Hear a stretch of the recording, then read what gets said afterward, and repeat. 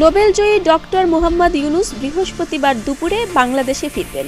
Emirates এয়ারলাইন্সের একটি ফ্লাইটে দুপুর 2টা 10 মিনিটে তার ঢাকায় হযরত শাহজালাল আন্তর্জাতিক বিমানবন্দরে পৌঁছানোর কথা রয়েছে। বুধবার দুপুরে ইউনুস সেন্টারের পক্ষ থেকে ডক্টর মোহাম্মদ ইউনুসের একটি বক্তব্য গণমাধ্যমে পাঠানো হয়। তাতে সরকার পতনের আন্দোলনে নেতৃত্ব দেয়া ছাত্রনেতাদের পাশাপাশি দেশের আপামর জনসাধারণকে অভিনন্দন জানান তিনি।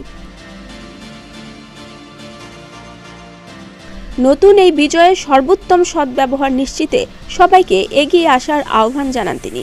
বলেন, কোনো প্রকার ভুলের কারণে এই বিজয় যেন হাতছাড়া হয়ে না যায়। সবাইকে বর্তমান পরিস্থিতিতে শান্ত থেকে সব ধরনের সহিংসতা ও স্থাবর ও অস্থাবর সম্পদ নষ্ট করা থেকে বিরত থাকতে আহ্বান জানান তিনি। জানা গেছে, অলিম্পিক কমিটির আমন্ত্রণে বিশেষ অতিথি হিসেবে প্যারিসে গিয়েছিলেন ডক্টর ইউনুস। সেখানে তিনি চিকিৎসা নিয়েছেন। তার একটি ছোট অস্ত্রোপচার হয়েছে। সেই কারণে তার ফিরতে কিছুটা দেরি হচ্ছে। এর আগে দ্বাদশ জাতীয় সংসদ বিলুপ্তির পর ডক্টর মোহাম্মদ ইউনুসকে প্রধান করে দেশের পরবর্তী অন্তর্বর্তী সরকার গঠনের সিদ্ধান্ত হয়। মঙ্গলবার রাতে বঙ্গভবনে রাষ্ট্রপতি মোহাম্মদ শাহাবুদ্দিনের সঙ্গে 3 বাহিনীর প্রধান ও ছাত্র আন্দোলনের সমন্বয়কদের বৈঠকে এই সিদ্ধান্ত হয়।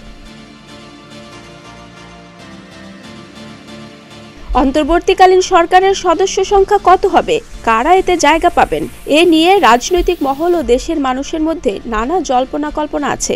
বিভিন্ন তালিকাও সামাজিক যোগাযোগ মাধ্যমে ছড়িয়ে পড়ে, তবে এগুলোর কোনো সত্যতা পাওয়া যায়নি। বিভিন্ন দলের নেতারা বলছেন, ডক্টর মোহাম্মদ ইউনুস যেহেতু সরকার প্রধানের দায়িত্ব নেবেন, তাই সরকারে কারা থাকবেন সে ব্যাপারে তার মতামত প্রয়োজন হবে। সেক্ষেত্রে কোটা সংস্কার আন্দোলনের সমন্বয়কদের বিশেষ ভূমিকা থাকবে বলেও আলোচনা আছে। গুরুত্ব পেতে পারে সেনাবাহিনীর মতামত। ডেস্ক রিপোর্ট, প্রতিদিনের বাংলাদেশ।